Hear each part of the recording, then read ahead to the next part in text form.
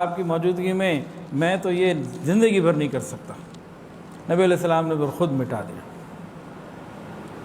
یہاں تک آپ نے بات سنی، یہ کیا ہے؟ خدا کے لیے، اللہ کے لیے اس کو سمجھیں۔ محمد ابن عبداللہ اور محمد رسول اللہ دونوں ہیں تو نبی علیہ السلام۔ ادھر بسم اللہ الرحمن الرحیم یا بسمک اللہم، نام تو اللہ کا ہے۔ بسم اللہ الرحمن الرحیم اور بسمک اللہم میں کیا مسئلہ ہے؟ اولا اور غیر اولا کا۔ بسم اللہ الرحمن الرحیم زیادہ بہتر ہے، جائز وہ بھی ہے۔ تو نبی علیہ السلام نے معاملے کو سمیٹ کے آگے بڑھے۔ ہم جگہ جگہ اپنے نقطے پہ کھڑے ہو جاتے ہیں اور اپنی زندگی کے معاملات حل نہیں کرتے۔ مزہ تو تب ہے ان واقعات سے ہم اپنی زندگی کو ٹھیک کریں، مزہ تو تب ہے۔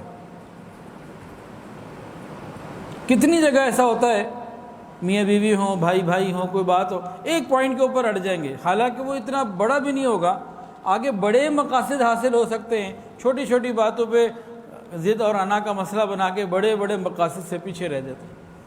تو یہ نبی علیہ السلام کی زندگی سے نہیں ملتا۔ نبی علیہ السلام کی زندگی سے کیا ملتا ہے؟ آگے بڑھنا۔ ایک اچھا لیڈر، ایک اچھا ادارے کا ذمہ دار، ایک اچھا محتمم، ایک پرنسپل، وہ آگے بڑھ رہا ہوتا ہے۔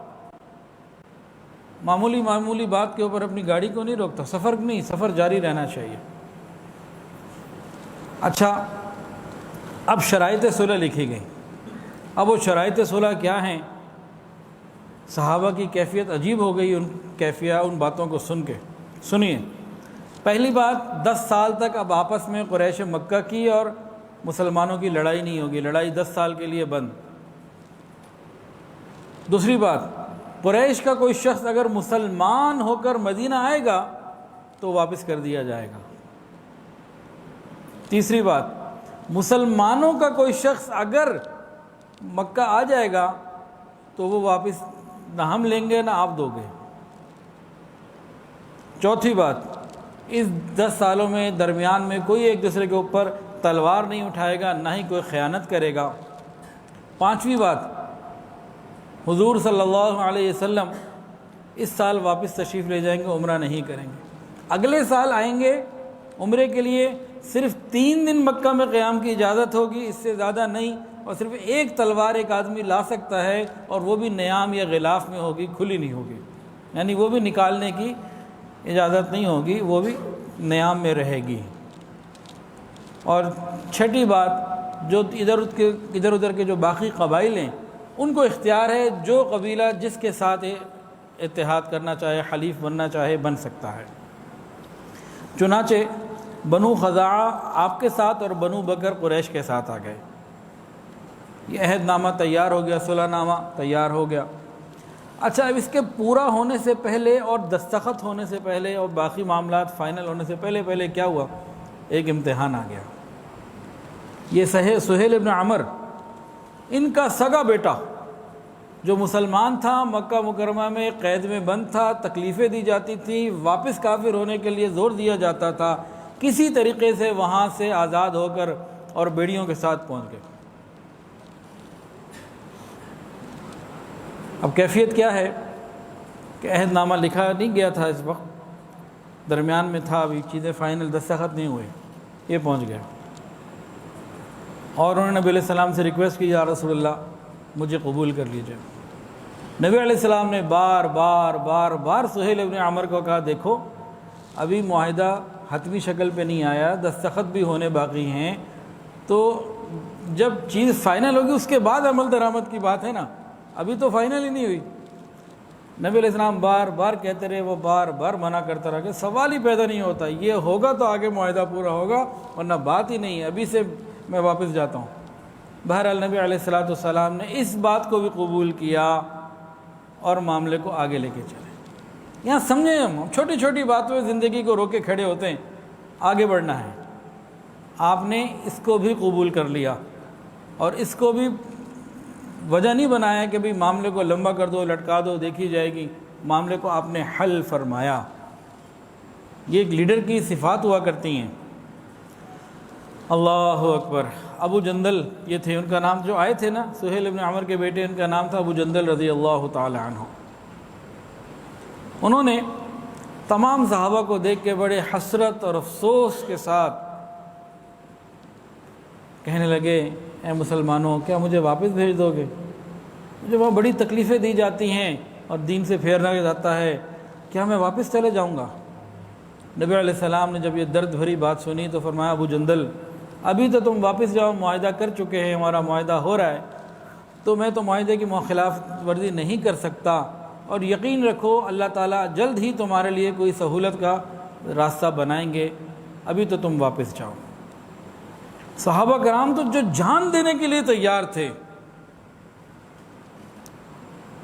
ان کے اوپر یہ معاہدے کی شرائط بڑی بھاری گزری، اور یہ اس عین موقع کے اوپر ان کا آ جانا اور واپس چلے جانا اس طرح سے کفار کے ساتھ، جو غیرت مند تھے، جو ایک بندے کے لیے سب جان دینے کے لیے بھی تیار تھے، ان کے لیے معاملہ بڑا مشکل تھا۔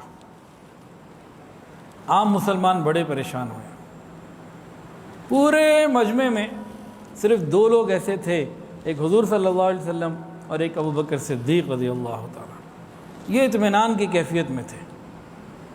باقی سارے صحابہ پریشان، حیران، یہ کیا ہو رہا ہے؟ حضرت عمر وہ حوصلہ کر کے آگے بڑھے، کہنے لگے یا رسول اللہ کیا آپ نبی برحق نہیں؟ آپ نے فرمایا ہاں میں نبی برحق ہوں۔ پھر پوچھا کیا وہ باطل اور ہم حق پر نہیں؟ فرمایا ہاں وہ باطل ہے، ہم حق کے اوپر ہیں۔ پھر تیسری بات پوچھی، جب یہ آپ کی پچھلی باتیں ٹھیک ہے تو ہم اتنی ذلت کیوں گوارا کریں؟ ایک تو شرائط ایسی، اور دوسرا یہ آیا وہ بھی واپس، ہم اتنی ذلت کیوں گوارا کریں؟ رسول اللہ صلی اللہ علیہ وسلم نے ارشاد فرمایا میں اللہ کا رسول اور نبی برحق ہوں، اور میں اللہ کے حکم کے خلاف نہیں کرتا، وہ میرا معین اور مددگار ہے۔ آگے سے حضرت عمر نے ایک اور سوال پوچھا، یا رسول اللہ کیا آپ نے یہ نہیں فرمایا تھا کہ ہم طواف کریں گے؟ یہ تو سب احرام پہن کے آئے ہوئے تھے نا عمرے کے لیے، کیا آپ نے یہ نہیں فرمایا تھا کہ ہم طواف کریں گے؟ رسول اللہ صلی اللہ علیہ وسلم نے ارشاد فرمایا عمر کیا میں نے یہ بھی کہا تھا کہ اسی سال کریں گے؟ ہاں طواف کریں گے، انشاءاللہ اللہ موقع دے گا کریں گے۔ اب یہ سوال و جواب ہوئے، حضرت عمر کی بے چینی ابھی ختم نہیں ہوئی تھی۔ یہاں سے اٹھے حضرت ابوبکر کے پاس گئے۔ حضرت ابوبکر صدیق رضی اللہ تعالیٰ عنہ اس سوال جواب میں موجود نہیں تھے، ان کو نہیں معلوم کہ نبی علیہ السلام سے یہ ہو کر آئے اور کیا سوال کیے، کیا جواب دیے۔ اب یہ حضرت عمر جو ہیں ابوبکر صدیق رضی اللہ تعالیٰ عنہ کے خیمے میں تشریف لے گئے، اور وہاں جا کے کہا، اسی غم اور پریشانی اور افسوس کے عالم میں پوچھا کیا حضور صلی اللہ علیہ وسلم نبی برحق نہیں؟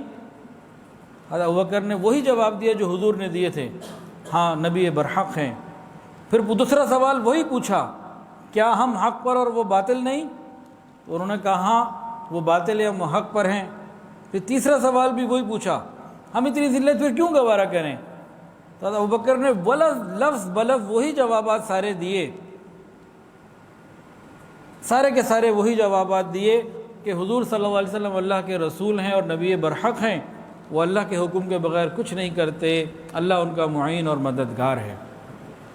پھر پوچھا ابوبکر کیا حضور نے یہ نہیں فرمایا تھا کہ ہم طواف کریں گے؟ تو ابوبکر نے جواب دیا کیا یہ فرمایا تھا کہ اسی سال کریں گے؟ یہ تو نہیں کہا تھا نا طواف کریں گے۔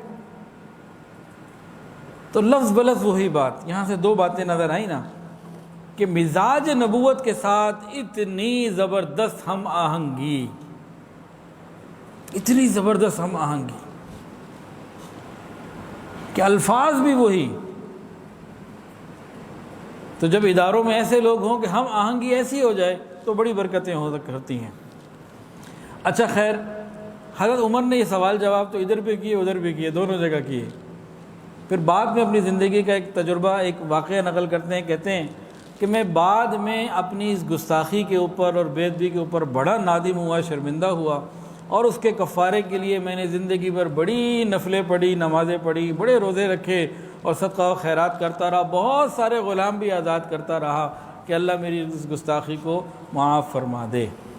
یہاں سے کیا ملا کہ کمی کوتاہی کبھی ہو جائے بندے سے تو توبہ استغفار بھی کرے اور پھر نیک اعمال بھی کرے۔ ان الحسنات یذہبن السیئات، اس لیے واقعات سنانا مقصود نہیں ہے، ان واقعات سے ہم کچھ نتیجے بھی لیں، پھر دیکھیں کیسے زندگی میں برکت آتی ہے۔ اچھا، صحابہ کرام کو ایک چیز بڑی پریشان کر رہی تھی۔ صحیح مسلم کی روایت ہے حضرت انس رضی اللہ تعالی عنہ سے، صحابہ نے نبی علیہ السلام سے عرض کیا، یا رسول اللہ، ایک تو یہ بات بڑی عجیب ہے کہ کوئی مسلمان ہو کر آئے ہم اسے واپس کر دیں، چلو یہ تو پھر بھی کوئی کسی کیٹیگری میں سمجھ میں آتی ہے، لیکن ہمارا کوئی شخص واپس چلا جائے مکہ اور ہم اسے واپس بھی نہ لیں، یہ بات سمجھ میں نہیں آ رہی ہے۔ ہمارا ساتھی ہے اور وہ واپس چلا جائے اور ہم اس کو واپس بھی نہ لے سکیں، یہ کیا بات ہے؟ یہ سمجھ میں نہیں آ رہی۔ اب کسی کو سمجھ میں آئی ہو تو بتائیں۔ نبی علیہ السلام نے اتنا خوبصورت جواب دیا، دل خوش ہو جاتا ہے اس بات کو سن کے۔ فرمایا کہ ہمارا جو واپس جائے گا منافق یا مرتد ہو کے کافر ہو کے جائے گا، اس کی ہمیں کیا ضرورت ہے؟ اسے کیا کرنا ہے؟ کوئی مسلمان رہتے ہوئے تو واپس نہیں جائے گا، جو بھی جائے گا دین چھوڑ کے جائے گا، ایسے کو ہمیں واپس لا کے کرنا کیا ہے؟ صحابہ کو اس گہرائی کی بات سمجھ میں آ گئی کہ نبی علیہ السلام کی نظر واقعتاً نہایت گہری اور نہایت شاندار۔ اللہ اکبر کبیرہ۔ خیر، نبی علیہ السلام نے فرمایا، ایک تو یہ تسلی دی کہ اس کے اندر گہری بات یہ ہے، اور دوسرا فرمایا کہ جو ان کا مسلمان ہو کر آئے گا ہم تو اسے نہیں رکھ سکتے معاہدے کے مطابق، لیکن اللہ تعالیٰ ان کے لیے، جیسے ابو جندل تھا، یہ ابو جندل، ان کے لیے اللہ تعالیٰ ان قریب کوئی صورت ضرور پیدا کر دیں گے۔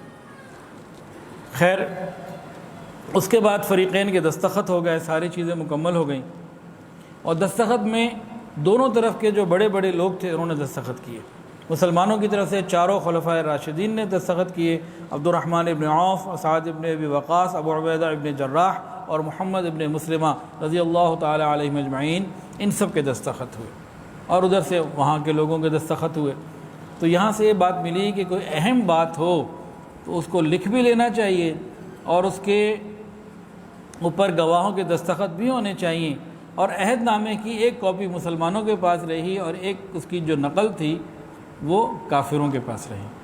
تو جتنے اہم اور بڑے معاملات ہوتے ہیں لکھنے بھی چاہیے، گواہوں کے دستخط بھی ہوں، اور دونوں طرف جو ہے نا ایک ایک کاپی موجود ہونی چاہیے۔ یہ ساری چیزیں آج ہمارے یہاں رجسٹری اور بہت سارے معاملات میں رائج ہیں، اور یہ ساری کی ساری ہمیں حضور ہی کے قدموں سے ملتی ہیں۔ جب ہم کو ایسا معاہدہ کہیں کرنے لگیں کوئی چیز کا تو سمجھیں گے سنت پوری کر رہے ہیں، اور اللہ کا حکم بھی ہے قرآن مجید کے اندر۔ نبی علیہ السلام تکمیل صلح ہو گئی، اب احرام باندھے ہوئے ہیں، قربانی کے جانور ساتھ ہیں، تو قربانی کے جانور ذبح کرنے تھے، احرام کھولنا تھا، واپس جانا تھا مدینے۔ کیا ہوا؟ نبی علیہ السلام نے صحابہ کو حکم دیا کہ احرام کھول دو اور قربان کر دو، قربانی کر کے احرام کھول دو، جو بھی ترتیب اس زمانے میں ہوگی، دونوں حکم دے دیے۔ صحابہ کرام اتنے مغموم، اتنا دب کر ہم نے جو ہے نا صلح کیے، ہم میں سے ایک بڑے سے بڑا بہادر موجود ہے، تو صحابہ کرام بڑے مغموم۔ آقا نے 3 مرتبہ فرمایا، لیکن صحابہ کرام ایسی کیفیت میں تھے کہ بڑی پریشان، اور بس وہ ایک عجیب کیفیت تھی۔ نبی علیہ السلام کو بڑا غم ہوا کہ میری بات نہیں مان رہے۔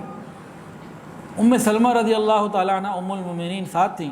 نبی علیہ السلام سفر میں ہمیشہ کسی نہ کسی زوجہ محترمہ کو لے کے جاتے تھے، تو اس دفعہ ام سلمہ ساتھ تھیں۔ نبی علیہ السلام گئے اور ان کو جا کے کہا کہ بھئی یہ لوگ بات نہیں مان رہے۔ حضرت ام سلمہ رضی اللہ تعالیٰ عنہ نے بڑا زبردست اس وقت معاملے کو ہینڈل کیا اور عرض کیا، یا رسول اللہ، اس وقت یہ غم کی کیفیت میں ہیں، صدمے کی کیفیت میں ہیں، جیسے شاکنگ پوزیشن ہوتی ہے نا، اس طرح سے صدمے کے اندر ہیں یہ لوگ، تو آپ ان کے بارے میں مطمئن رہیے، آپ باہر تشریف لے جائیں، اپنا حلق کروا لیں، اپنی قربانی ذبح کر دیں یا کروا دیں، آپ کو دیکھ کے فوراً یہ سب آ جائیں گے۔ اتنا خوبصورت مشورہ دیا، اور پھر نبی علیہ السلام باہر تشریف لائے، اپنی قربانی کی، اپنا حلق کروایا۔ جیسے ہی صحابہ نے دیکھا رسول اللہ صلی اللہ علیہ وسلم کو یہ کام کرتے ہوئے، جیسے اچانک جسموں میں بجلی آ جاتی ہے نا، تو فوراً ان لوگوں نے سارے کے سارے یہ کام کیے، اور یہ ایک بڑا مسئلہ تھا جو ان کی بہترین رائے سے حل ہوا۔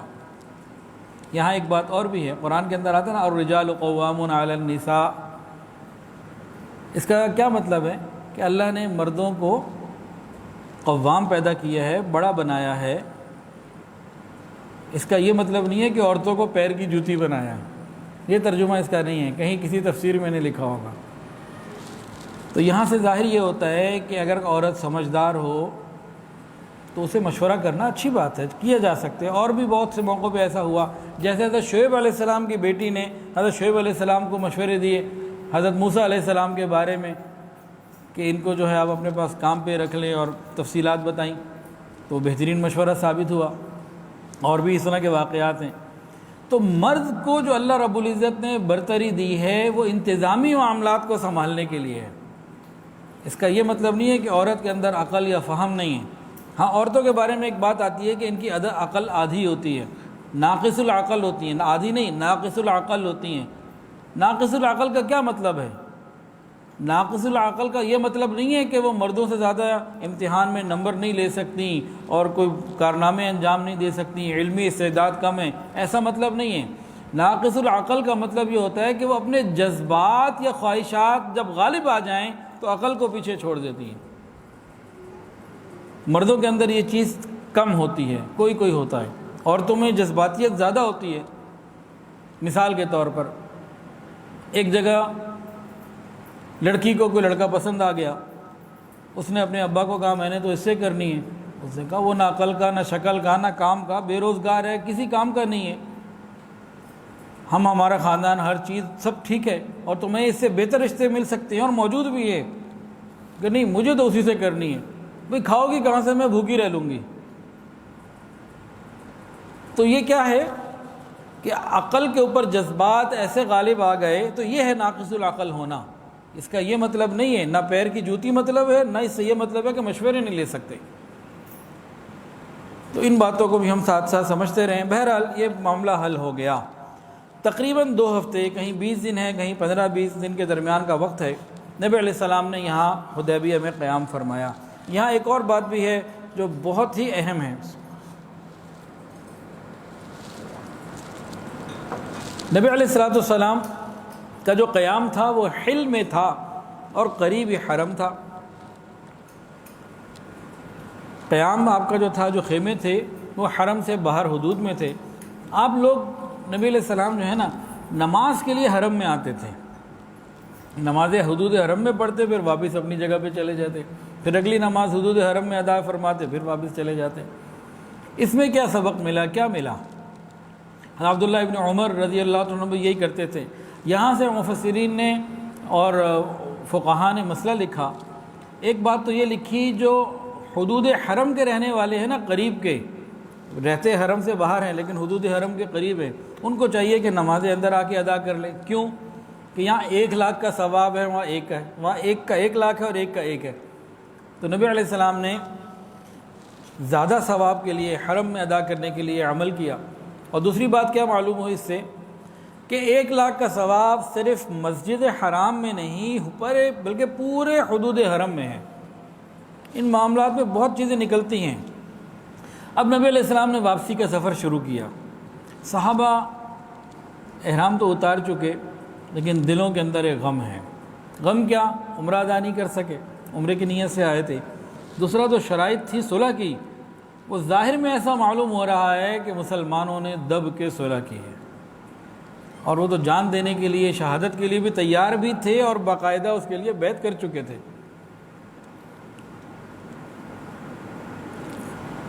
کہ جان دیں گے یا لڑتے رہیں گے، یا فتح ملے گی یا پھر جان دے دیں گے، واپس نہیں جائیں گے، اس پہ بیعت کر چکے تھے۔ تو ان کا تو ایک مائنڈ سیٹ ہو چکا تھا۔ اب جب اس طرح کی صلح ہوئی اور واپسی ہوئی تو اطاعت نبوی میں چل تو رہے تھے لیکن دلوں کے اندر ایک عجیب سی غمگین کیفیت تھی۔ اور یہ ابو جندل جو آئے اور واپس کیا گیا، اس کا ایک اپنا اثر تھا۔ حالات کا اثر آتا ہے نا بندے پہ۔ یہ معاملات تھے۔ اتنے میں سورہ فتح نازل ہوئی، انا فتحنا لک فتحا مبینا۔ پوری صورت نازل ہوئی اور حضور صلی اللہ علیہ وسلم نے 26ویں سپارے میں صورت ہے تو یہ آپ نے صحابہ کو سنائی. صحابہ حیران ہوئے, یا رسول اللہ یہ فتح ہے, اسے فتح کہتے ہیں, اس میں ایسی کون سی فتح کی بات ہے؟ نبی علیہ السلام نے فرمایا قسم ہے اس ذات پاک کی جس کے قبضے میں میری جان ہے, یہ عظیم الشان فتح ہے, خالی فتح نہیں ہے, یہ عظیم الشان فتح ہے. علماء نے لکھا کہ فتح حدیبیہ عظیم الشان فتح کیسے تھی کہ آج سے پہلے جو مشرکین مکہ تھے اور باقی جو کفر تھا وہ صرف دشمن کی نظر سے دیکھتا تھا, لڑنا مرنا مارنا بس یہی سوچ تھی. اب کیا ہوا؟ اب معلوم ہو گیا کہ 10 سال تک تو لڑائی نہیں ہے, تو اب ایک دوسرے کو دیکھنے کا, بات چیت کا موقع ملا, قرآن مجید سننے کا موقع ملا, اسلام سمجھنے کا موقع ملا.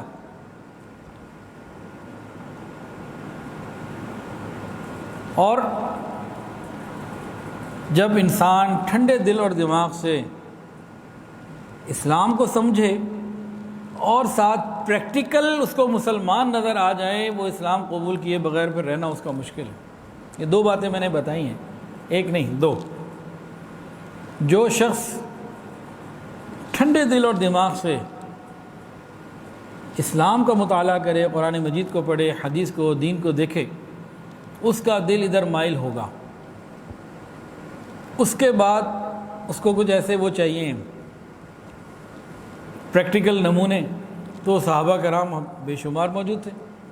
وہ جب اسلام کی تعلیمات کو سنتے دیکھتے اور صحابہ کے اخلاق اور اعمال اور کردار کو دیکھتے, تو ابھی تک اتنے عرصے میں, یہ 6 ہجری کا آخری مہینہ چل رہا ہے, ان 16 سالوں میں جتنے لوگ مسلمان نہیں ہوئے تھے اس سے زیادہ, یہ 6 اور 8 2 سال کے سے کم عرصے میں, 2 سال سے کم تقریباً 22 مہینوں میں اس سے بہت زیادہ مسلمان ہو گئے تھے. ابھی یہ 1400 صحابہ تھے حدیبیہ میں, اور فتح مکہ میں 10,000 تو جرار لشکر صرف ساتھ گیا تھا, اور پیچھے اور جو قبائل اور دنیا بھر میں جہاں جہاں تک اس کو بات پہنچ سکی, لوگ مسلمان ہوئے, تو وہ الگ ایک معاملہ تھا. آج کافر مسلمان کیوں نہیں ہو رہا؟ اس کی وجہ میں ہوں, اس کی وجہ ہم مسلمان ہیں. ہمارے اعمال اور کردار اور اخلاق اگر اسلام کے مطابق ہو جائے تو ساری چیزیں ٹھیک ہو جائیں. وہ ہم کرنا نہیں چاہتے, اس لیے وہ ہو نہیں رہا. ہم خود نہیں کرنا چاہتے, پاک دامن اور نیکی ہم خود اختیار نہیں کرنا چاہتے. تو جب یہ چیز سامنے آئی تو پھر بہت بڑی تعداد میں لوگ مسلمان ہوئے. اللہ تعالیٰ بھی امتحان لیتے رہتے ہیں, اور یہ نبی علیہ السلام کے ساتھ جو معاملات پیش آئے, اس نے قیامت تک کے لیے بہت ساری چیزیں کھول دی. اگر کوئی حاکم ہے تو اس کے پاس چیزیں موجود, کوئی محکوم ہے تو اس کے پاس چیزیں موجود. نبی علیہ السلام ابھی مدینہ طیبہ پہنچے ہی ہیں تو ایک صحابی تھے ابو بصیر رضی اللہ تعالی عنہ, یہ مدینہ آ گئے. مکہ میں تھے, مکہ کے تھے, مسلمان ہوئے, اور وہاں سے کسی طرح نکل کر ہجرت کر کے مدینہ کی طرف چل پڑے. قریش مکہ کو پتہ چلا کہ یہ مدینہ جا رہے ہیں, تو پیچھے 2 آدمیوں کو پیچھے بھیج دیا, جاؤ بھئی مدینہ جا کے حضور سے بندہ اپنا واپس لے کر آؤ, معاہدہ ہے ہمارا. اب جو ہے ابو بصیر پہنچ گئے, نبی علیہ السلام سے ملے. آقا نے فرمایا ابو بصیر میں معاہدے کی خلاف ورزی نہیں کر سکتا, تم واپس چلے جاؤ. یا رسول اللہ مجھے کہاں بھیج رہے ہیں؟ جو مجھ پر ظلم کرتے ہیں, مجھے اپنے اسلام سے پھیرنا چاہتے ہیں, آپ مجھے وہاں بھیج رہے ہیں. فرمایا ابو بصیر صبر کرو, ان قریب جلدی انشاءاللہ اللہ تمہارے لیے کوئی سبب پیدا کر دے گا, کوئی صورت بنا دے گا, تم ابھی واپس چلے جاؤ. اتنے میں یہ دونوں بندے بھی آ گئے, اور نبی علیہ السلام نے ان دونوں کے حوالے کیا اور یہ چلے گئے. کتنے غم کے ساتھ گئے ہوں گے کہ مکہ میں تکلیفیں تھیں اور دشمن ہیں, اور اپنوں کے پاس آئے تو نبی علیہ السلام نے معاہدے کی وجہ سے ان کو واپس کر دیا. ابھی ابو بصیر واپس چلے گئے. واپس جا رہے ہیں تو ایک مقام ذوالحلیفہ جہاں عمرے کا احرام باندھا جاتا ہے, یہاں یہ کافر لوگ ذرا رکے, کچھ تھوڑا سا آرام کر لیں, کچھ کھا پی لیں. تو انہوں نے کھجوریں تھیں ان کے بعد وہ کھانا شروع کر دیں. اتنے میں وہ بصیر رضی اللہ تعالیٰ نے ان میں سے ایک جو تلوار تھی نا, اس تلوار کی تعریفیں کی. یار بڑی زبردست تلوار ہے آپ کے پاس, بڑی اچھی معلوم ہوتی ہے, بڑا اچھا لگ رہا ہے مجھے. اس نے جب تعریف سنی تو بھی شیخی میں آ گیا، ہاں جی کیا بات ہے میری تلوار کی، بڑی جگہ اس کو میں نے آزمایا، ایسی شاندار یہ تلوار ہے، اور تلوار نکال کے اس کی ڈیمونسٹریشن اور اس طرح سے شیخی میں آ گئے نا، بڑی اچھی چیز ہے جی میرے پاس۔ ان کا ذرا مجھے بھی دکھاؤ، میں بھی ذرا دیکھوں۔ اس نے پکڑا دی، انہوں نے تلوار پکڑی اور ساتھ ہی ایک لمحہ بھی نہ لگایا اس کی گردن کو اتاری۔ اب یہ دوسرا جو بندہ تھا نا وہ بھاگ کے سیدھا مسجد نبی میں نبی علیہ السلام کے پاس آیا، کہنے لگا ہم دو تھے، ایک ہو چکا قتل، اب میری باری ہے۔ اب پیچھے سے وہ بصیر بھی نبی علیہ السلام کے پاس آ گئے، کہنے لگے یا رسول اللہ آپ نے اپنا وعدہ پورا کر دیا، میں واپس چلا گیا، اور اب میں نے فلاں بندے کو قتل اس لیے کیا کہ وہ مجھے میرے دین سے پھیرنا چاہ رہا ہے، مجھ پر ظلم کرنا چاہ رہا ہے، اور وہ میں نے اپنی مرضی سے کیا، کسی کے کہنے سے نہیں کیا۔ آپ اپنا عہد پورا کر چکے ہیں، اب تو میں رہ سکتا ہوں نا۔ نبی علیہ السلام نے فرمایا بڑا ہی لڑائی بھڑکانے والا آدمی ہے، کوئی ہے جو اسے سمجھاتا؟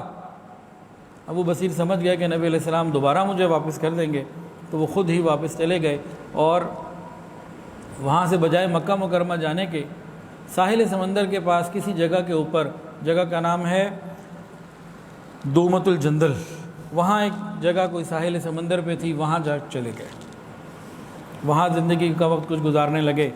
اللہ کی شان، یہ جب خبر پھیلی اور ان کا ادھر ساحل سمندر پہ جانا لوگوں کو معلوم ہوا، تو وہ مسلمان جو کمزور تھے، ضعیف تھے، وہ پھر مکہ سے نکل کے آہستہ آہستہ ادھر جانے لگے۔ انہیں پتہ تھا مدینہ میں تو جا نہیں سکتے، معاہدہ ہے، تو وہاں جانے لگے۔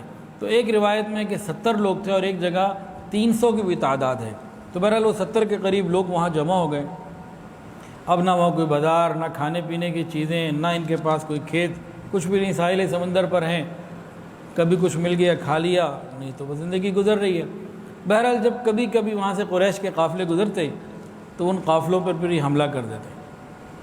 اب قریش کے تجارتی قافلوں میں کوئی لشکر تو نہیں ساتھ ہوتے تھے، چند گارڈ ہوتے ہوں گے یا چند لوگ ہوتے ہوں گے، تو ان پہ حملہ کرتے اور ان سے کچھ چیزوں کو چھین لیتے، کچھ حاصل کر لیتے، اس سے کچھ ان کا گزارا ہو جاتا، باقی بس پانی اور بھوک پیاس اس طرح وقت چلتا رہا، وقت گزرتا رہا۔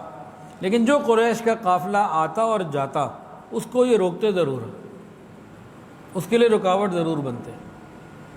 اللہ کی شان، جب کچھ عرصہ یہ رہا نا، تو قریش مکہ نے ہی حضور کو وفد بھیجا، پیغام بھیجا، آپ کو اللہ کا بھی واسطہ، ہماری رشتہ داری کا بھی واسطہ، ان کو واپس اپنے پاس بلا لیں، یہ جو وہاں کھڑے ہیں ان ساروں کو اپنے پاس بلا لیں، اور ہم اس شرط کو ختم کرتے ہیں، اگر کوئی ہم میں سے مسلمان ہو کر آئے تو اس کو اپنے پاس ہی رکھے، ایسا نہ ہو کہ ساحل سمندر پہ چلا جائے، اس کو بھی اپنے پاس رکھے، اس شرط کو ہم اپنی مرضی سے ختم کرتے ہیں۔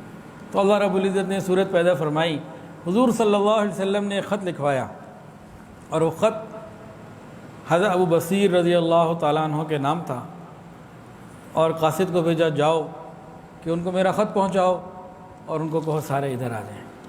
ادھر حضرت ابو بصیر رضی اللہ تعالیٰ عنہ جو مکہ سے نکلے تھے مدینہ میں زندگی گزارنے کے لیے، نبی کے قدموں میں زندگی گزارنے کے لیے، اور وہاں اس پل میں تھے کہ کب اجازت ملے ہم سب مدینہ آئیں، لیکن وہ مدینے والے کا خط آیا۔ اس وقت ان کی کیفیت ایسی تھی کہ گھر بار تو کوئی نہیں تھا، کھانا پینا کبھی ملتا تھا کبھی نہیں ملتا تھا، کمزوری اتنی ہوئی، اتنے میں اللہ کی طرف سے وقت بھی آ گیا، وقت پورا ہو گیا۔ نبی علیہ السلام کا جب خط ان کو پہنچا، ان کے آخری سانس اور آخری لمحات چل رہے، اس حال میں جب انہیں خط ملا، ایک روایت میں ہے کہ انہوں نے ہاتھ میں لیا، پڑھا، اور اسی طرح پھر ان کا انتقال ہو گیا، اور ایک روایت میں کہ جب انتقال ہوا تو سینے پہ تھا۔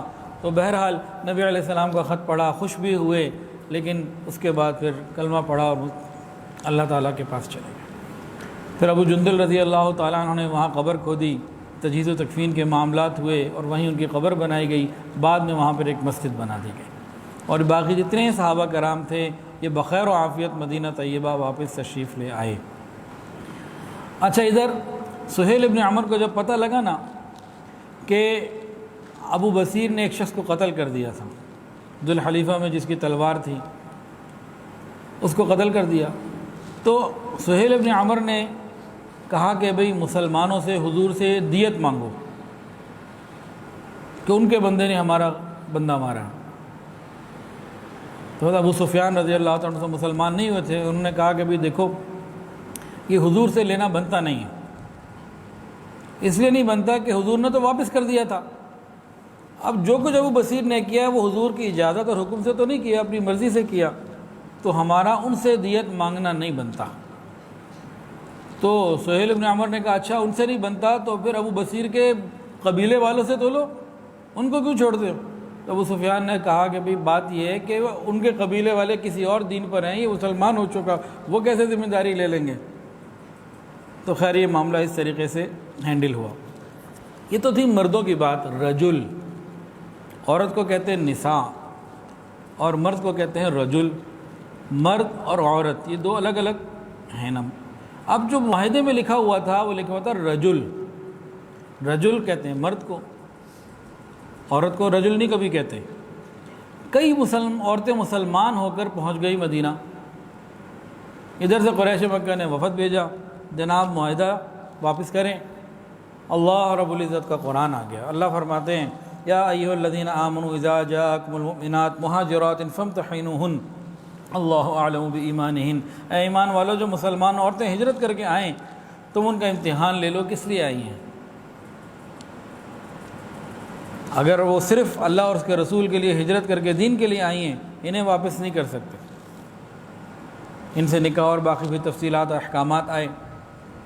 تو نبی علیہ السلام نے جب یہ آیت آئی صحابہ کو بھی سنائی، کفار کو بھی بتا دیا، اور انہوں نے کوئی اعتراض نہیں کیا کہ ہاں معاہدے میں لفظ رجل ہے اور عورت تو ہے ہی نہیں، تو انہوں نے بھی معاہدہ انہوں نے اس کو سمجھا اور یہ بات طے ہو گئی کہ عورتیں اس سے مستثنیٰ ہیں۔ پھر یہ لوگ واپس چلے گئے، کفار خاموش ہو گئے۔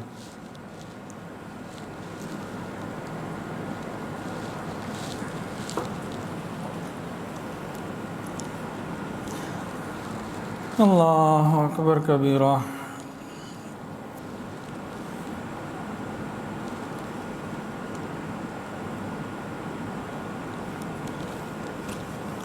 اس موقع پہ جو احکامات آئے ان میں سے ایک یہ بات بھی تھی کہ جو عورت مسلمان ہو کر دارالحرب سے دارالاسلام آ جائے تو اس کا کافر شوہر سے نکاح ختم ہو جاتا ہے۔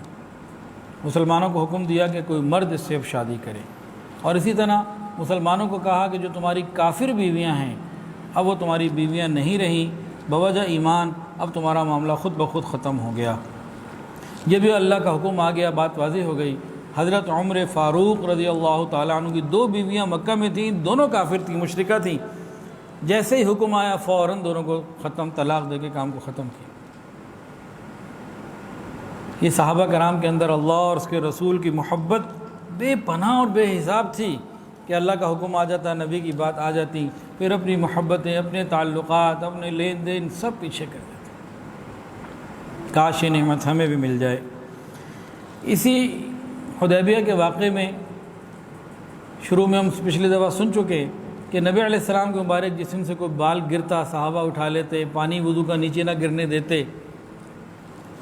تو یہاں سے محدثین نے ایک نقطہ لکھا کہ بزرگوں کے جو تبرکات ہیں ان کو جمع کر لینا یہ جائز ہے۔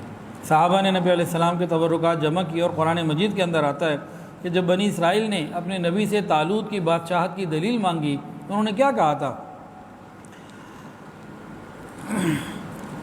وقال لهم نبيهم ان آیۃ ملکہ ان یأتیکم التابوت فیہ سکینۃ من ربکم وبقیۃ مما ترک آل موسیٰ وہارون وتحملہ الملائکہ، کہ اس میں ان کے پاس تابوت ہوگا، فرشتوں نے اٹھایا ہوگا، اور اس تابوت کے اندر کیا ہوگا؟ حضرت موسیٰ علیہ السلام اور ہارون علیہ السلام کی استعمال کی چیزیں۔ تو بزرگوں کے تبرکات، ان کا ادب اصل میں اس شخصیت کا ادب کہلاتا ہے۔ اس میں بیعت کا بھی ذکر آیا۔ بیعت کے بارے میں تفصیلات ہمارے بیانات میں آگے پیچھے آپ کو ملتی رہتی ہیں۔ حضرت جی کی کتاب ہے تصوف و سلوک، اس میں بہت تفصیلات ہیں۔ پرسوں بھی کسی نے کہا جی میسیج آیا جی یہ تو بیعت جو آپ کرتے ہیں یہ تو گناہ ہے، فلاں ہے، یہ ہے وہ ہے۔ یہ بیعت سنت ہے، قرآن اور حدیث سے ثابت ہے۔ نبی علیہ السلام نے اسلام پر بیعت لی، ہجرت پر بیعت لی، جہاد پر بیعت لی، گناہوں کو چھوڑنے پر بیعت لی، اور کبھی اس بات پر بیعت لی کہ زنا نہیں کریں گے، چوری نہیں کریں گے، اولاد کو قتل نہیں کریں گے، اور کبھی اس بات پر اللہ کی عبادت کریں گے، کسی کو شریک نہیں کریں گے، 5 نمازیں ادا کریں گے، زکوٰۃ دیں گے، امر بالمعروف و نہی عن المنکر کریں گے، کبھی اس بات پہ بیعت لی ہمیشہ دوسروں کی خیر خواہی کریں گے، کبھی اس بات پر کسی سے بیعت لی کہ بھئی کسی سے سوال نہیں کریں گے، والدین کی اطاعت کریں گے، اور اس طریقے سے بہت ساری احادیث میں بیعت کا لینا نبی علیہ السلام سے ثابت ہے۔ تو اتنی باتوں کے بعد بیعت کے بارے میں یہ مسنون عمل ہے، مستحب عمل ہے، اور اس میں فائدے ہی فائدے ہیں۔ اب سمجھنے کا جو پوائنٹ ہے وہ کیا ہے؟ وہ یہ ہے کہ حضور صلی اللہ علیہ وسلم خلیفۃ اللہ بھی ہیں، اور حضور صلی اللہ علیہ وسلم معلم الکتاب والحکمہ اور مزکی بھی ہیں، قرآن اور حدیث کی تعلیم دینے والے بھی ہیں، دلوں کے صاف کرنے والے بھی ہیں، اور خلیفۃ اللہ بھی ہیں۔ نبی علیہ السلام نے دونوں طریقوں سے بیعت لی ہے۔ جو بیعت آپ نے خلیفۃ اللہ ہونے کی حیثیت سے لی، وہ خلفائے کرام کے لیے وہ بیعت لینا سنت ہوئی رعایا سے، عوام سے، اور جو بیعت آپ نے معلم الکتاب والحکمہ اور مزکی ہونے کی حیثیت سے لی، وہ پھر علماء ربانیین اللہ والوں کے لیے اور مشائخ کے لیے یہ سنت قرار ہو گئی۔ الحمدللہ یہ ہمارا بیعت کا سلسلہ قرآن و حدیث سے ثابت ہے۔ حدیبیہ کے بارے میں آخری بات کر کے اب آگے ہم چلتے ہیں۔ جس درخت کے نیچے یہ واقعہ ہوا بیعت کے لینے کا، تحت الشجرہ، یہ قرآن کے الفاظ ہیں، بیعت لی گئی، اس درخت کو حضرت عمر نے اپنے زمانے میں کٹوا دیا تھا۔ اس کٹوانے میں جو تحقیقی بات ہے، جو کتابوں میں حدیث میں ثابت ہے، وہ کیا ہے، اس کو سمجھنا ہے۔ عام مشہور بات یہ ہے، صرف اتنی بات مشہور ہے کہ حضرت عمر کو یہ شک ہوا کہ لوگ اس کو بعد میں شرک یا بدعت کا ذریعہ نہ بنا لیں، بس اتنی بات مشہور ہے، پوری بات کم لوگوں کو، علماء کو تو معلوم ہے، عوام کو معلوم نہیں۔ وہ اصل میں کیا ہے کہ وہ پتہ ہی نہیں بھول گئے تھے لوگ کہ وہ درخت ہے کون سا۔ یہ شک ہو گیا تھا، یہ ہے، یہ ہے، یہ ہے، تو لوگوں نے اپنی مرضی سے ایک بنا لیا تھا کہ یہ ہے۔ تو حضرت عمر فاروق رضی اللہ تعالیٰ عنہ نے اس کو کٹوا دیا کہ ایک تو اس کی اصل ہی معلوم نہیں کو ہے کون سا،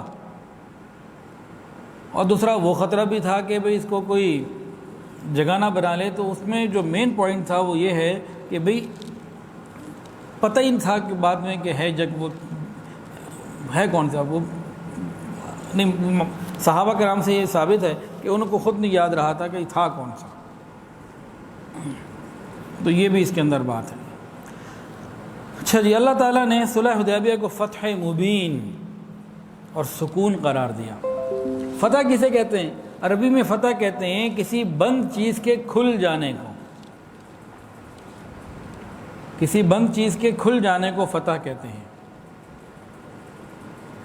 تو یہ لڑائیوں کی وجہ سے اور مشرکین مکہ کے بار بار حملوں کی وجہ سے پورے عرب اور عالم میں، پوری دنیا کے اوپر اسلام کی تبلیغ کا دروازہ بند تھا، دعوت کا دروازہ بند تھا، وہ اللہ نے کھول دیا، وہ دروازے کھولے۔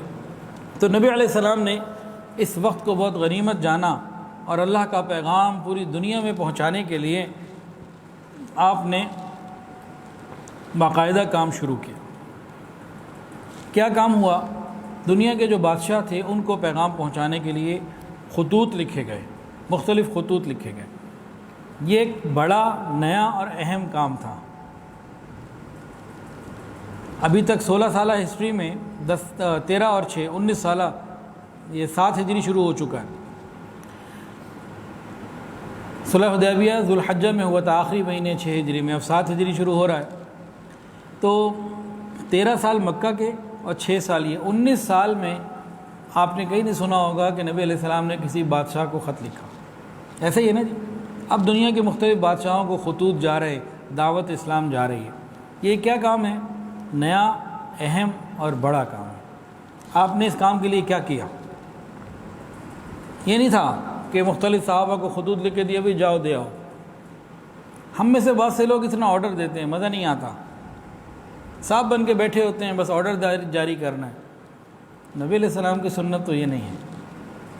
آپ نے اس کام سے پہلے کیا کیا؟ تمام صحابہ کرام کو جمع کیا، ان کو ایک خطبہ دیا، ان کو تفصیل سمجھائی کہ اب ہمارے پاس موقع ہے، ہم یہ کام کر سکتے ہیں، اور سب کو بٹھا کر پوری تفصیل سمجھائی اور کہا دیکھو تم عیسیٰ علیہ السلام کے حوارین جیسے نہ ہو جانا کہ جی قریب قریب تو چلا جاؤں گا اور دور نہیں جاؤں گا، یعنی آسان تو کر لوں گا، مشکل کام میں نہیں کروں گا۔ تو پوری بات سمجھائی۔ آج ہمارے اندر کیا ہوتا ہے، کسی بڑے نے، کوئی بھی بڑا ہو، اپنی سیٹ پہ بیٹھ کے دوسروں کو خالی آرڈر جاری کرنے ہوتے ہیں، اس کی فضیلت، اس کی تفصیلات سمجھانی نہیں ہوتی۔ نبی علیہ السلام نے ایسے نہیں کیا، تو آپ نے سب کو سمجھایا، بات کی، مشورہ ہوا، تو صحابہ کرام نے ہر طریقے سے اپنے آپ کو پیش کیا کہ میں حاضر ہوں۔ سب نے کہا حاضر ہیں۔ ایک رائے دی، صحابہ نے عرض کیا یا رسول اللہ، یہ جو بڑے بڑے بادشاہ ہیں نا دنیا کے، یہ بغیر مہر والا جو خط ہے نا اس کی طرف کوئی التفات نہیں کرتے، بلکہ پڑھتے ہی نہیں، اس کو اہم ہی نہیں سمجھتے، تو آپ ایک مہر بنوا لیجئے۔ تو حضور صلی اللہ علیہ وسلم نے پھر ایک مہر بنوائی جس میں لکھا تھا محمد الرسول اللہ، محمد نیچے، رسول اس کے اوپر، اللہ اس کے اوپر، اللہ رسول محمد اوپر سے دیکھیں تو ویسے تو محمد الرسول اللہ۔ یہ آپ نے مہر خاص طور سے بنوائی، اس لیے بنوائی کہ جو بادشاہوں کو خطوط جائیں کہ وہاں کا ایک پروٹوکول ہے، اس پروٹوکول کو پورا کرنا ہے۔ عام آدمی کو آپ نے پہلے خط بھیجیں، خط میں آپ نے وہ نہیں لگوائی مہر، لیکن اب یہ جب بات آ گئی تو یہاں کے پروٹوکول ہیں ان کو پورا کرنا، تو وہ آپ نے کیا۔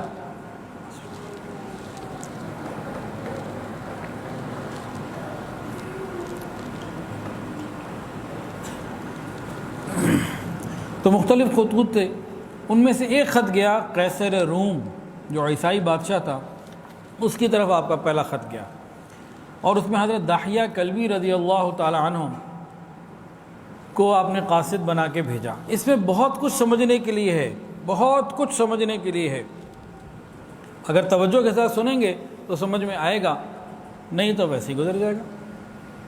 نبی علیہ السلام نے یہ خط لکھا جس میں تھا بسم اللہ الرحمن الرحیم۔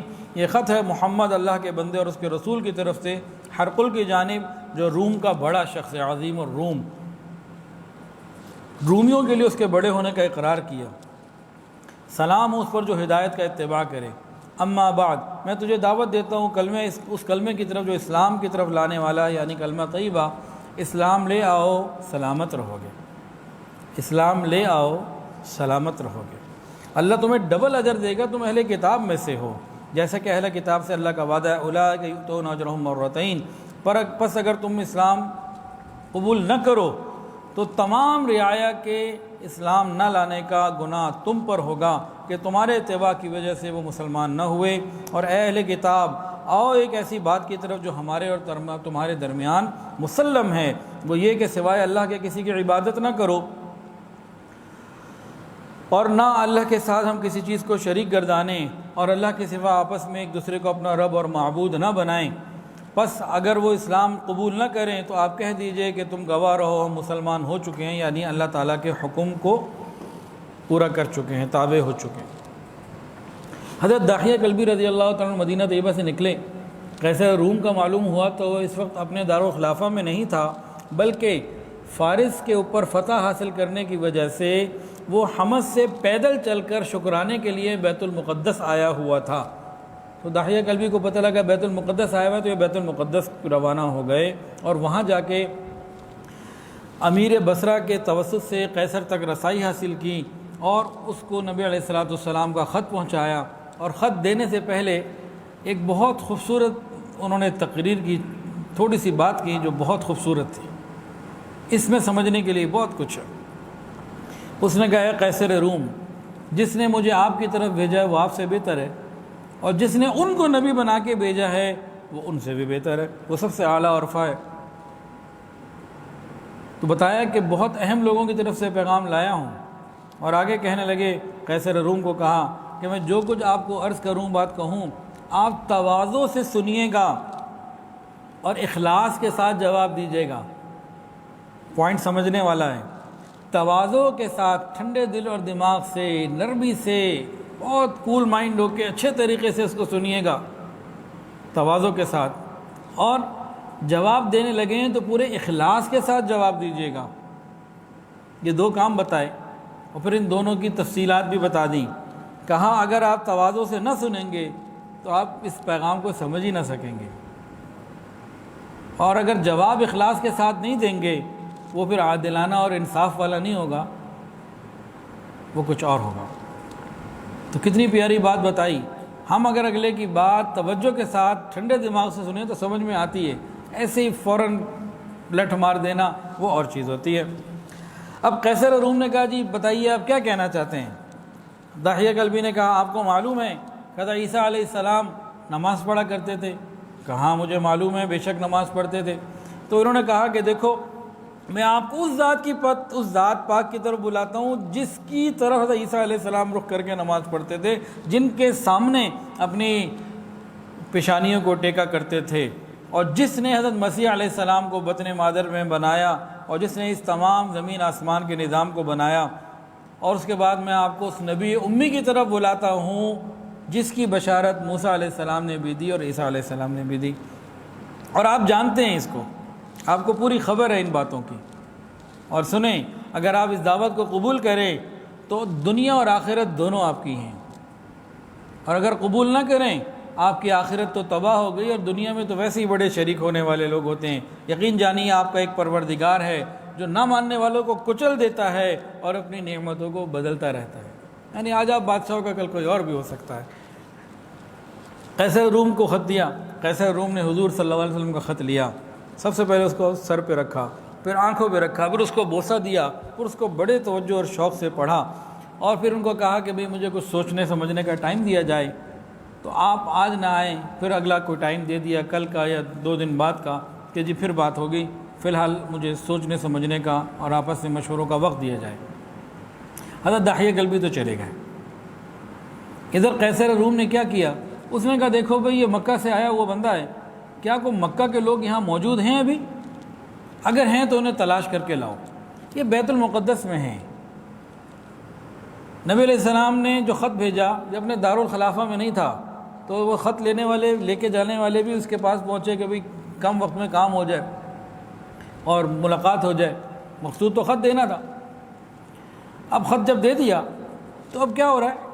قیصر روم کہتا ہے کہ دیکھو کہ مکہ کے کوئی اور لوگ بھی آئے ہوئے ہیں ادھر. جب معلوم ہوا تو پتہ لگا کہ مکہ کا ایک تجارتی قافلہ جس میں حضرت ابو سفیان بھی تھے، اس میں مسلمان نہیں تھے، وہ بھی موجود تھے، اور مکہ کے کئی سردار، اس میں بڑے بڑے تاجر لوگ موجود تھے. اب یہ قدرت ہی تو بنا رہی ہے نا سارا نظام، کہ این ایسا موقع کہ قریش مکہ ادھر گئے ہوئے ہیں اور ادھر سے وہ پیدل چل کے آ رہا ہے، ادھر سے یہ پہنچ رہے، تو یہ نظام کون بنا رہے ہیں؟ اتنی جو ٹائم مینجمنٹ ہے کدھر سے ہو رہی ہے؟ یہ اللہ رب العزت کی طرف سے. اب قیصر روم نے کہا بلاؤ ان کو. آ گئے. تو پھر قیصر روم نے سب سے پہلے جب یہ لوگ آئے نا کہ بھئی تم میں سے سب سے زیادہ حضور صلی اللہ علیہ وسلم کا قریبی رشتہ دار کون ہے؟ رشتہ داروں کو سارے کچے چھٹے کا پتہ ہوتا ہے نا، باہر والوں کو کیا پتہ.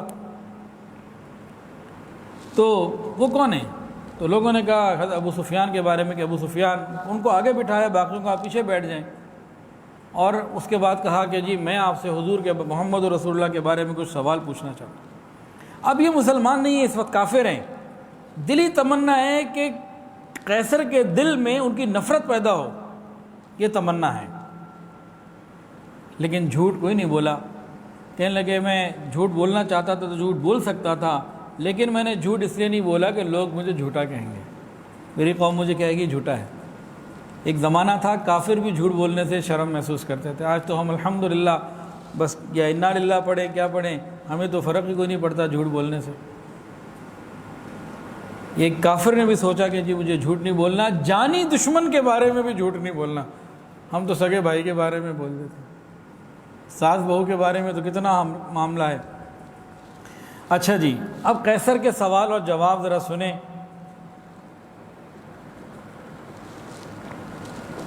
8:30 ہو گئے، بند کر دوں یا پورا کر لوں؟ 10-12 منٹ لگ سکتے ہیں. جی کریں جی. اب پھر توجہ کے ساتھ سنیں. قیصر روم نے ٹو دی پوائنٹ سوالات پوچھے. بھئی ایک بہت بڑی سپر پاور کا وہ بادشاہ ہے، تو سوالات پوچھیں، پھر اس نے ان سوالات سے جو نتیجہ نکالا اس کو سنیں. اور جواب دینے والے کون؟ جو حضور کے اس وقت سب سے بڑے دشمنوں سے تحقیق ہو رہی ہے۔ سوال پہلا پوچھا ان کا نسب کیسا ہے؟ ابو سفیان نے فرمایا کہ ہمارے ہاں سب سے عالی نسب انہی کا ہے، ان سے بڑھ کر کسی کا نسب نہیں۔ پوچھا ان کے آباء و اجداد میں دیکھو بادشاہ گزرا؟ کہا نہیں۔ پوچھا ان کے پیروکار کس قسم کے لوگ ہیں؟ کمزور غریب لوگ ہیں یا امیر اور بڑے دولت مند طاقتور؟ کہا نہیں، کمزور اور ضعفاء ہی ہیں بس۔ پھر اگلا سوال، ان کے ماننے والے بڑھ رہے ہیں کم ہو رہے ہیں؟ کہا نہیں، بڑھتے چلے جا رہے ہیں۔ پھر اگلا سوال دیکھیں کیا پوچھا، کیا ان کے ماننے والوں میں سے کوئی واپس مرتد بھی ہوا کہ چلو جی ابھی دعوت تھی قبول کر لی، دل لگ گیا اور بعد میں واپس آیا، کہ کوئی ایسا ہوا؟ کہا نہیں، ایسا تو کوئی نہ ہوا، اور آج تک ایسا نہیں ہوا۔ جو ہو جاتے ہیں نا یہ عورت کے چکر میں یا مال کے چکر میں ہوتے ہیں، اسلام سے منحرف ہو کے کوئی ادھر ادھر نہیں جاتا۔ عورت یا مال یہ تو ملیں گے، لیکن اسلام کو غلط سمجھ کے کبھی کوئی واپس نہیں گیا۔ یہ بات سمجھنے والی ہے۔ اس کے بعد اس نے پوچھا کیا وہ وعدہ توڑتے بھی ہیں، وعدہ خلافی بھی کرتے ہیں؟ کیا بھی انہوں نے وعدہ خلافی کی؟ تو ابو سفیان کہتے ہیں کہ میں نے کہا کبھی نہیں کی، لیکن آج کل ہمارا ان کا ایک معاہدہ چل رہا ہے، اب دیکھیں پتہ نہیں کیا کرتے ہیں۔ کہتے ہیں یہ بات میں نے لگائی، اور کہتے ہیں فواللہ اللہ کی قسم یہ جو میں نے لگائی تھی اس کی طرف اب قیصر نے توجہ ہی نہیں کی، کہ مجھے کوئی موقع نہیں مل رہا تھا کہ ان کا میں درجہ نیچا کروں، تو یہاں مجھے ایک موقع ذرا سا ملا، میں نے کہا کبھی نہیں کی، لیکن ابھی ہمارا ایک معاہدہ چل رہا ہے، پتہ نہیں اس میں کیا کرتے۔ اور پھر قسم کھا کے کہا کہ فواللہ قیصر نے ادھر التفات ہی نہیں کیا، میری اس بات کو ویسے ہی نظر انداز کر دیا۔ اس کے بعد قیصر روم نے ایک عجیب بات پوچھا کیا کبھی تم ان سے لڑے ہو، لڑائیاں ہوئی ہیں؟ یہ بھی تو پوچھ سکتا نا، کیا وہ آپ سے لڑے؟ سمجھ میں آیا پوائنٹ کہ نہیں آیا؟ سوال کیا ہے، کیا کبھی تم ان سے لڑے ہو؟ کہا ہاں لڑائیاں ہوئی ہیں۔ قیصر یہ بھی تو پوچھ سکتا تھا کیا وہ تم سے لڑیں؟ یہ اس نے نبی علیہ السلام کا ادب کیا، کیونکہ وہ جانتا تھا کہ انبیاء جو ہوتے ہیں یہ لڑائیوں میں پہل نہیں کیا کرتے۔ یہ پوائنٹ ہوتے ہیں سمجھنے والے۔ پھر قیصر نے پوچھا اچھا لڑائیاں ہوئیں کیسی رہیں؟ جواب دیا کبھی ہم غالب آئے کبھی وہ۔ پھر پوچھا قیصر روم کا دربار ہے، کوئی مسلمان پورے دربار میں موجود نہیں ہے، اور پوچھا کس سے جا رہا ہے؟ جو اس وقت مسلمانوں کا سب سے بڑا دشمن۔ قیصر روم نے کیا پوچھا؟ وہ تمہیں کس چیز کا حکم دیتے ہیں؟ اس وقت جو دشمن خدا تھے، بعد میں تو خیر مسلمان ہے، صحابہ میں سے بڑے مقام کے صحابی ہیں ابو سفیان رضی اللہ تعالیٰ عنہ، انہوں نے جواب دیا، وہ کہتے ہیں ایک اللہ کی عبادت کرو، کسی کو اس کے ساتھ شریک نہ کرو، کفر اور شرک کے تمام مراسم اور چیزیں تمہارے آباء و اجداد کرتے تھے ان سب کو چھوڑ دو، نماز ادا کرو، زکوٰۃ ادا کرو، سچائی اختیار کرو، پاک دامنی کی زندگی گزارو اور صلہ رحمی کرتے رہو، کہ وہ ان باتوں کا حکم دیتے ہیں۔ سوال جواب مکمل ہو گئے۔ اس کے بعد قیصر روم نے کچھ باتیں کہیں، سنیے مزے لیجئے کیا بات کہی۔ اس نے کہا میں نے تم سے سب سے پہلے نسب دریافت کیا، تم نے کہا ان کا عالی نسب ہے، شریف خاندان ہے، بے شک انبیاء ایسے ہی خاندان میں ہوتے ہیں۔ پھر میں نے تم سے یہ پوچھا کوئی بادشاہ بھی گزرا ہے؟ تم نے کہا نہیں۔ تو وہ یہ میں نے اس لیے پوچھا تھا کہ ایسا نہ ہو کہ اوپر سے کوئی بادشاہ گزرا ہو اور وہ اپنی گئی ہوئی سلطنت واپس لینا چاہتے ہوں اور ملک لینا چاہتے ہوں، تو یہ بات بھی ختم ہو گئی۔ پھر میں نے تم سے پوچھا تھا کیا وہ جھوٹ بولتے ہیں؟ تم نے کہا نہیں۔ تو جس سے میں نے یہ سمجھا یہ کیسے ممکن ہے کہ ایک شخص بندوں پر تو جھوٹ نہ باندھے، اللہ پہ جھوٹ باندھے کہ میں اللہ کا نبی ہوں، یوں کہہ دے؟ تو یہ بھی تم نے کہا۔ پھر میں نے تم سے پوچھا ان کے ساتھ ضعفاء اور کمزور ہیں یا امیر لوگ؟ تم نے کہا ضعفاء۔ تو انبیاء کے ساتھ ابتدا میں ہمیشہ ضعفاء ہوتے ہیں۔ پھر میں نے پوچھا کیا ان کے ماننے والے بڑھ رہے ہیں یا کم ہو رہے ہیں؟ تم نے کہا بڑھ رہے ہیں۔ تو انبیاء کے ساتھ یہی ہوتا ہے، آہستہ آہستہ بڑھتے رہتے ہیں، پھر کمال تک پہنچتے ہیں۔ پھر میں نے تم سے پوچھا تھا کیا ان کے دین میں کچھ داخل ہونے کے بعد ناراض اور بیزار ہو کے کوئی واپس بھی جاتا ہے؟ تم نے کہا نہیں۔ تو کہا کہ بے شک میں نے اس سے یہ نتیجہ لیا کہ بے شک ایمان کا حال ہی یہی ہے کہ جب ایمان کی حلاوت اور ایمان کی شیرینی اور اس کی راحت دلوں میں بھر جائے تو پھر انسان واپس نہیں جا سکتا، وہ کسی طریقے سے نہیں نکلتی۔ یہاں کوئی مسلمان نہیں ہے، یہ کافر ہی آپس میں باتیں کر رہے ہیں۔ پھر میں نے تم سے پوچھا کیا وہ بدعہدی کرتے ہیں؟ تم نے کہا نہیں، تو بے شک انبیاء کی یہی شان ہے کہ وہ بدعہدی نہیں کرتے۔ پھر میں نے تم سے لڑائی کے متعلق پوچھا، تم نے کہا کبھی وہ غالب کبھی ہم غالب۔ تو یاد رکھو بے شک انبیاء کے ساتھ ابتدا میں ایسا ہی اللہ تعالیٰ معاملہ کرتے ہیں، کبھی غالب ہوتے ہیں اور کبھی مغلوب ہوتے ہیں، تاکہ ان کے ماننے والوں کا صدق اور اخلاص کھل جائے، اور جو کھرے ہیں وہ کھرے ثابت ہو جائیں، کھوٹے ہیں اور کھوٹے ثابت ہو جائیں، اور انجام کار غلبہ انہی کو ہوتا ہے۔ پھر میں نے تم سے پوچھا وہ کن چیزوں کا حکم دیتے ہیں؟ تم نے کہا اللہ کی عبادت کا، شرک اور بت پرستی سے منع کرتے ہیں، نماز، زکوٰۃ، سچائی، پاک دامنی اور صلہ رحمی کا حکم دیتے ہیں۔ اگر یہ چیزیں جو تم نے بیان کی ہیں صحیح ہیں تو بلا شبہ وہ اللہ کے نبی ہیں، اور وہ عن قریب اس جگہ کے مالک ہوں گے جہاں میں کھڑا ہوں۔ کہ ابو سفیان جو کچھ تم نے کہا اگر یہ سب سچ ہے تو بلا شبہ وہ اللہ کے نبی اور پیغمبر ہیں، اور عن قریب وہ اس جگہ کے مالک، ایک سپر پاور کا جو بادشاہ ہے وہ بول رہا ہے کہ وہ عن قریب اس جگہ کے مالک ہوں گے جہاں میرے آج دونوں قدم ہیں۔ اور مجھے معلوم تھا یہ نبی آنے والے ہیں، لیکن اتنا گمان نہیں تھا کہ یہ مکہ میں تمہارے لوگوں میں آئیں گے۔ مجھے بڑی تمنا ہے کہ میں ان سے ملوں، اگر میں ان کی خدمت پہ پہنچ جاؤں تو ان کے قدم دھویا کروں، اور پھر اس کے بعد پھر وہ جو خط تھا وہ تمام لوگوں کو سنائے گا۔ جیسے ہی خط کا سنانا تھا سب نے شور مچا دیا، اور ایک دم ماحول جو ہے اس کا بدل گیا دربار کا، جب سب لوگوں کو خط کا علم ہوا۔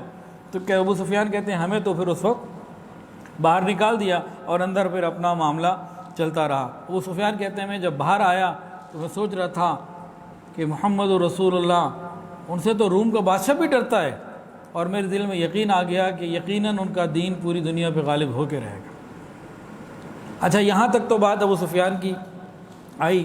آگے پھر کتابوں میں لکھا ہے، امام زہری رحمۃ اللہ فرماتے ہیں عبد الملک بن مروان کے زمانے میں ایک عیسائی بہت بڑا عالم تھا، ابن الناطور اس کا نام تھا۔ وہ اس میٹنگ میں شریک تھا، اور جب نجاشی نے پڑھ کے سنایا نا اور کہا کہ نبی علیہ السلام حق ہیں، وہ تو جناب جتنے قسیسین، رہبان اور ان کے پادری اور عیسائی تھے وہ سارے کے سارے غصے میں آ گئے۔ اور اس زمانے میں ایک بہت بڑا عیسائیوں کا عالم تھا، زغاتر نام تھا اس کا، زغاتر رومی۔ اس نے اس سے پوچھوایا قیصر روم نے کہ ہاں بھی بتاؤ نبی علیہ السلام کے بارے میں کیا کہتے ہو، نشانیاں اور تفصیلات بتائیں، خط کا ذکر کیا۔ تو اس نے کہا ارے یہ تو وہی نبی ہیں جن کا ہمیں انتظار ہے اور جن کے بارے میں عیسیٰ علیہ السلام نے بشارت دی، میں ان کی تصدیق کرتا ہوں اور میں ان کی اتباع کروں گا، ان کے نبی ہونے میں کوئی شک نہیں، تم ان کی اتباع کرو۔ بادشاہ نے جب اپنے سب سے بڑے عالم سے بھی پتہ کر لیا تو ایک بہت بڑا دربار لگایا اور بہت امپورٹنٹ بات کرنے کے لیے، اور سب کو بٹھایا، خود اوپر ایک جھروکے میں بیٹھا، نیچے نہیں بیٹھا، اپنی حفاظت کے لیے اوپر بیٹھتے تھے اور لوگ نیچے بیٹھا کرتے تھے، یہ اوپر سے پھر آرڈر دیا کرتے تھے۔ اور اس نے لوگوں کو، سپاہیوں کو حکم دیا سارے دروازے بند کر دو اچھے طریقے سے، اور یہ جناب کیبنٹ ساری بیٹھی ہوئی تھی۔ اب وہاں پہ قیصر روم نے ایک تقریر کی چھوٹی سی، کہنے لگا اے گروہ روم، اے میری قوم کے لوگوں، تحقیق میں نے تم کو ایک ایسے عظیم الشان خیر کے لیے جمع کیا ہے، وہ یہ ہے کہ میرے پاس اس شخص کا خط آیا ہے جس میں اس نے مجھ کو اپنے دین کی دعوت دی ہے، اور تحقیق کی خدا کی قسم یہ وہی نبی ہیں جن کے ہم منتظر ہیں اور اپنی کتابوں میں ان کو پاتے ہیں، پس آؤ اور ڈرو اور ہم سب مل کر ان کا اتباع کریں اور ان کی تصدیق کریں، تاکہ ہماری دنیا اور ہماری آخرت دونوں سلامت رہیں۔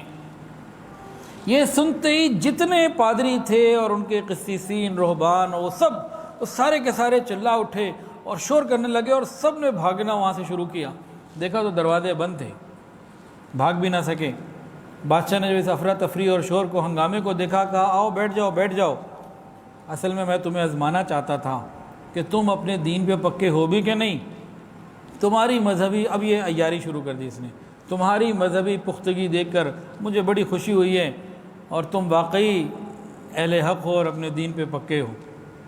یہ خوشامد شروع ہو گئی۔ جیسے ہی بادشاہ کی زبان سے یہ باتیں سنی، تمام لوگوں نے اسی وقت بادشاہ کو سجدہ کیا۔ بادشاہ اس میٹنگ سے واپس آیا، حضرت داحیہ کلبی رضی اللہ تعالیٰ جنہوں نے خط پیش کیا تھا ان کو بلایا اور تنہائی میں 1 to 1 ملاقات کی. کہا کہ بھئی مجھے اندیشہ ہے کہ یہ سارے مجھے جان سے مار دیں گے.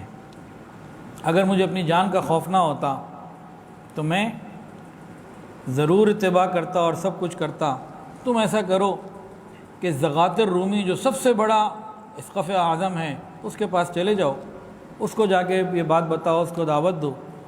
اور لوگ اس کی زیادہ قدر کرتے ہیں, اس کا یہاں بہت بڑا ایک حلقہ ہے اور روم کا ہر شخص اس کی عزت کرتا ہے, ہر شخص کے دل میں اس کی محبت ہے اور وہ کھرا آدمی ہے. تم جا کے ان کو یہ پیغام دو. حضرت داحیہ رضی اللہ عنہ اس کے پاس چلے گئے.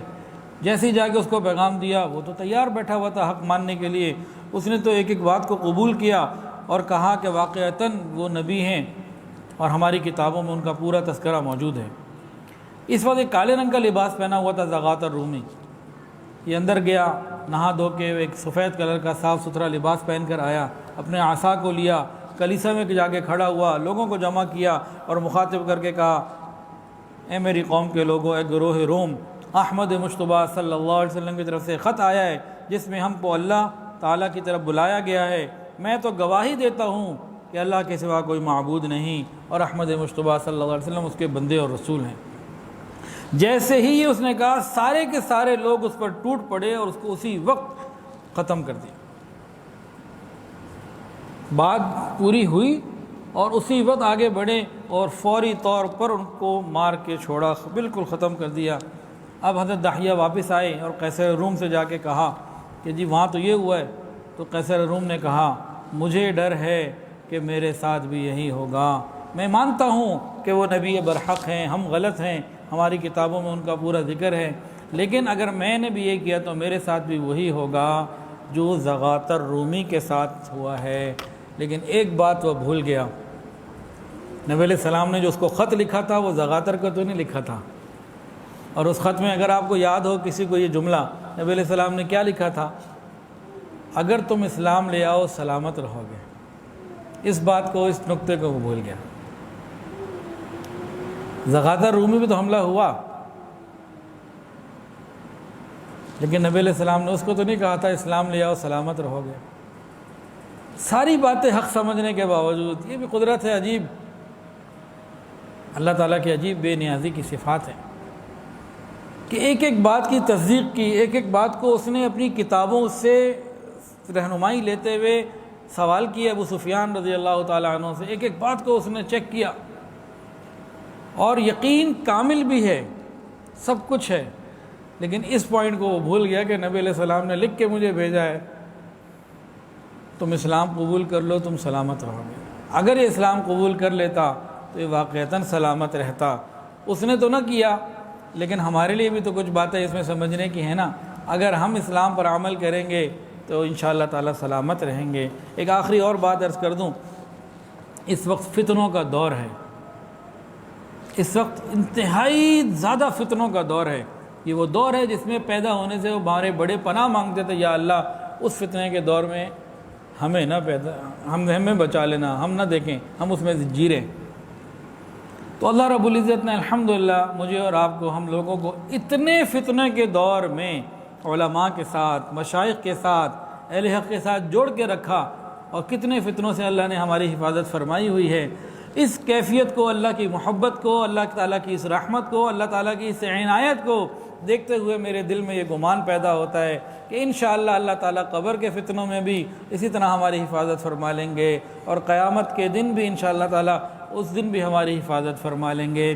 ضرورت اس بات کی ہے کہ ہم علماء اور مشائخ کے ساتھ اپنا جتنا رابطہ بڑھ سکتا ہے وہ بڑھائیں, تاکہ فتنوں سے حفاظت دنیا میں بھی ہو اور آخرت میں بھی ہو. جیسے کہ داحیہ قلبی نے اس کو کہا تھا نا کہ اگر تم قبول کر لو گے دنیا بھی تمہاری اور آخرت بھی تمہاری, تو ہم اس کو قبول کر لیں, انشاءاللہ دنیا بھی ہماری اور آخرت بھی ہماری. وآخر دعوانا ان الحمدللہ رب العالمین. اچھا جی, ایک اعلان ہے. یہاں پہ ہیڈ آفس میں ہمارے 9 جون سے یعنی آئندہ بدھ سے ایک کورس کا آغاز ہو رہا ہے, جس کے داخلے شروع ہو چکے ہیں. تعلیم بالغاہ کا کورس ہے. اس میں تجوید, تفسیر, حدیث, فقہ کے مختلف جو ہے نا وہ مضمون پڑھائے جائیں گے, اور صرف 3 مہینے کا ہے اور شام کے اوقات میں ہے۔ تو تعلیم بالغہ کورس ہے، تو اس میں بھئی ہم کوشش کریں، خود بھی آئیں اور لوگوں کو بھی یہ پیغام دیں، زیادہ سے زیادہ لوگ آئیں۔ تعلیم بالغہ والوں کی ایک مشابہت بڑی پیاری ہے۔ وہ کیا؟ کسی کو شرم آتی ہے، میں 40 سال کا ہو گیا، میں نے اردو ہی نہیں آتا، مجھے نماز نہیں صحیح آتی، میری عمر 60 سال ہو گئی، یہ ہو گیا وہ ہو گیا، اس طرح کے وسوسے آ جاتے ہیں نا کہ عمر بڑی ہے تو میں کیسے اب جاؤں۔ تو ان لوگوں کے لیے ایک بڑی پیاری مشابہت ہے۔ صحابہ کرام بھی جب مسلمان ہوتے تھے نا، کوئی 30 40 کو 50 کو 60 کو 100 سال کے ہوتے تھے، تو ان کا بھی سارا سلسلہ تعلیم بالغہ کا ہی تھا۔ جو ابتدائی مسلمان ہوئے، بعد میں تو خیر جب بچے ہوئے اور وہ سلسلہ الگ ہے، لیکن تعلیم بالغہ کا سلسلہ یہ صحابہ میں بھی جاری رہا۔ تو ہم بھی اس میں شرم محسوس نہ کریں کہ جی عمر زیادہ ہو گئی، بال سفید ہو گئے، تو اب کیا سیکھنے جائیں گے۔ تو بھئی شوق سے آئیں، اوروں کو بھی لائیں تاکہ اللہ تعالیٰ اس کو قبول فرمائے اور ہمارے لیے نجات کا ذریعہ بنائے۔ وآخر دعوانا ان الحمدللہ رب العالمین۔ توبہ کے کلمات پڑھ لیجئے، کوئی بیعت ہونا چاہے تو بیعت کی نیت بھی کر لے۔ ساتھ ساتھ پڑھ لیجئے، بسم اللہ الرحمن الرحیم، لا الہ الا اللہ محمد الرسول اللہ، اشہد ان لا الہ الا اللہ واشہد ان محمدا عبدہ ورسولہ، استغفر اللہ ربی من کل ذنب واتوب الیہ، استغفر اللہ ربی من کل ذنب واتوب الیہ، استغفر اللہ ربی من کل ذنب واتوب الیہ برحمتک یا ارحم الراحمین۔ دعا کے لیجیے۔ الحمدللہ رب العالمین، صلی اللہ علی النبی الامی الکریم۔ ربنا ظلمنا انفسنا وان لم تغفر لنا وترحمنا لنکونن من الخاسرین۔ اللہ ہم آپ کے عاجز مسکین بندے ہیں، اللہ ظاہر میں بندے، حقیقت میں نہایت ہی گندے ہیں۔ یا اللہ ہمارے دلوں کی گندگیوں کو دور فرما، ہم پر اپنی خصوصی رحمت کی نظر فرما۔ یا اللہ تمام حاضرین کی تمام دلی نیک جائز حاجات کو پورا فرما۔ یا اللہ پوری امت کی حفاظت فرما۔ یا اللہ ہمارے تینوں حرم کی حفاظت فرما، کشمیر میں، فلسطین میں، عراق، شام، برما۔ یا اللہ پوری دنیا میں جہاں جہاں مسلمان پریشان ہیں، رب کریم ان کی پریشانیوں کو دور فرما۔ رب کریم تمام حاضرین کی تمام دلی نیک جائز حاجات کو پورا فرما۔ یا الہ العالمین ہمیں آخری سانس تک دین کی محنت کے لیے قبول فرما۔ یا اللہ ہمارے ادارے الکہف ایجوکیشنل ٹرسٹ کو قبول فرما، ہماری تمام ضروریات کو اپنے غیب کے خزانوں سے پورا فرما۔ رب کریم جو ہمارے معاونین ہیں انہیں اپنے مقربین میں شامل فرما، اور جتنے بھی لوگ محنت کرنے والے، پڑھنے پڑھانے والے، انتظامیہ کے لوگ، کسی بھی شعبے میں منسلک جو لوگ ہیں، یہاں موجود ہیں نہیں ہیں، یا اللہ جہاں سے بھی کام کر رہے ہیں اللہ سب کو قبول فرما۔ یا اللہ ہم سے راضی ہو جا۔ صلی اللہ تعالی علی خیر۔